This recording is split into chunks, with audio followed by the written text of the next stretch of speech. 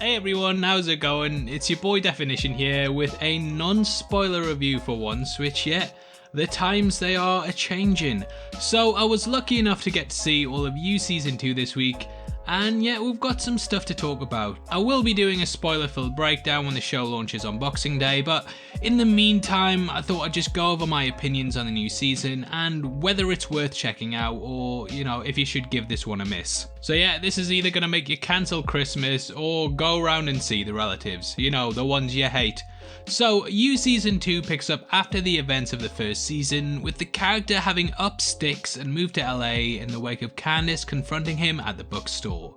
Joe, or rather Will, has changed his identity now and is trying to basically change his personality as well and suppress all of the obsessive and compulsive drives that basically led to the collapse of his last relationship. Will wants to avoid love at all costs, and thus he's moved to the one place where everyone's so in love with themselves that it makes it difficult for them to love anyone else.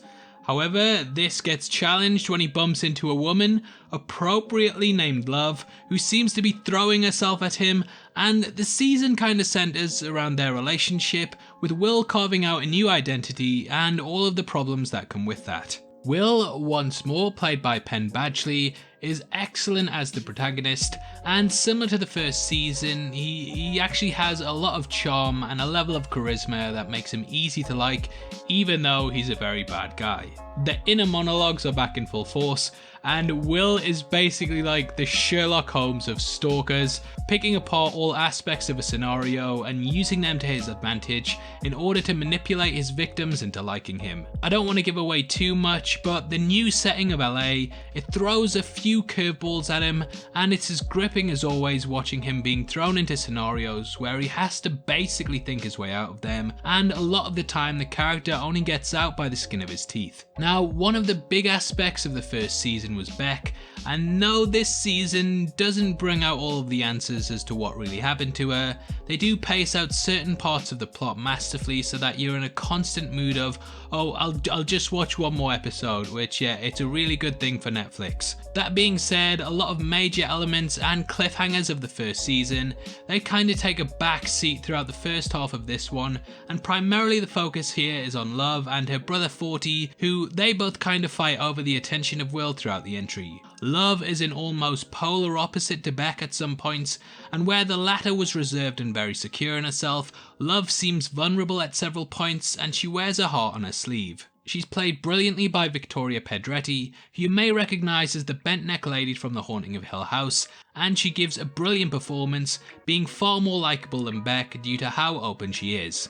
Her brother 40, played by James Scully, is great too, and it's a real compliment to the cast that everyone does a brilliant job with the material that they have. Everyone here is just far more likeable than the characters in the first season, and this makes it a much easier watch. However, where the season drops a bit is that it does feel very similar to the first entry in a lot of ways. There's even the reuse of some plot aesthetics such as the cage, which makes a lot of reappearances, and an impressionable young neighbour that Will sort of becomes a guardian angel to. Personally, I didn't mind this at all, as for me it's about the execution, but I can see some fans getting a bit of deja vu.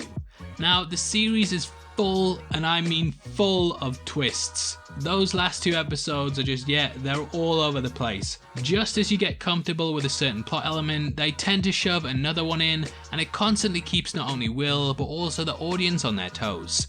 This is really the essence of You and what made the first series so great, and here they really turn it up to 11, having some massive moments that come out of left field when you don't expect them at all. Also, the ending is brilliant and it really left me wanting more. As I mentioned earlier, this season was sort of a repeat in some ways. However, the way they leave it's very clear that next time there'll be a lot of change-ups, and this definitely kept me interested. This is a show that's difficult to talk about without really going into some of the big plot reveals, and I have a huge list of plot points that I'm not allowed to talk about, but I will say that you will enjoy the show massively if you're here to see how messed up things can really get. This is a brilliant production, and in my opinion they really knocked it out of the park again, and if you were a huge fan of the first season, then I think you'll be over the moon with this one, as it apes it in many ways and even builds upon a lot of the plot points, showing what Joe really did to Candace and giving her a reason to want to ruin his life. You Season 2 is the perfect continuation of Season 1,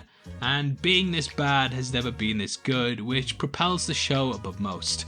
I'm definitely going to revisit it when it's fully out on Netflix, and I think people will love it too, and that's why it gets a 9 out of 10.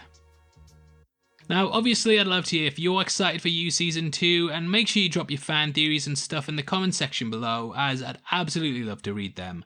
Make sure you stay locked to the channel for the You Spoiler Talk review, which will be out on Boxing Day, and if you enjoyed this video then please give it a thumbs up, and make sure you check out our full breakdown of the Watchmen finale, which will be linked at the end. We go over everything that you need to know about it, pointing out all of the Easter eggs, giving our predictions for the future, and it's definitely worth checking out if you want to know more. If you want to come chat to me after the video, then make sure you follow me on Twitter at DefinitionYT, or head over to my Discord server, which will be linked in the description below. We drop videos on there early, so if you want to see stuff before anyone else, then that's the best place to be.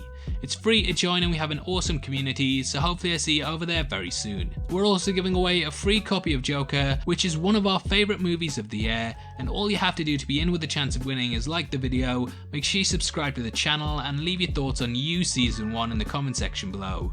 The winner is going to be chosen at random on the 15th of January, and the set will be shipped out from then to whoever gets the prize, so best of luck to everyone who takes part.